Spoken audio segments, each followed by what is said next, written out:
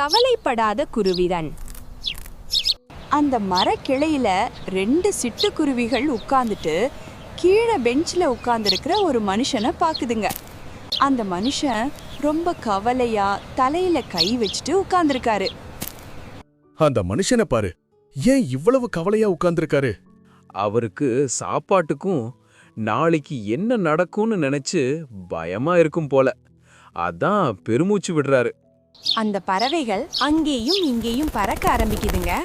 எல்லா இடத்துலயும் அதுங்களுக்கு தேவையான தானியங்களும் தண்ணியும் ரொம்ப ஈஸியா கிடைக்குது. அதுதான் எனக்கும் புரியல. நம்மகிட்ட என்ன பேங்க் அக்கவுண்டா இருக்கு, ஆனா நமக்கு தினமும் சாப்பாடு கிடைக்குதுல்ல? ஆமா, கடவுள் நமக்கு தினமும் சாப்பாடு தந்துடுறாரு. ட்ரெஸ்ஸ பத்தி கூட நமக்கு கவலை இல்ல. பாரு, நம்ம இறக்க எவ்வளவு அழகா இருக்கு.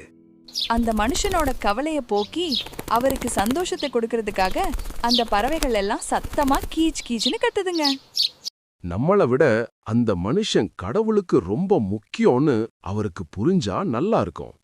ஆமா, சின்ன குருவியான நம்மளையே கடவுள் பாத்துக்கிறாருன்னா கண்டிப்பா அவரையும் பாத்துப்பாரு. கதையின் நீதி: கவலைப்படாதீர்கள். வானத்து பறவைகளுக்கு உணவு கொடுத்து பாதுகாக்கும் கடவுள் உங்களையும் நிச்சயம் பார்த்துக்கொள்வார்.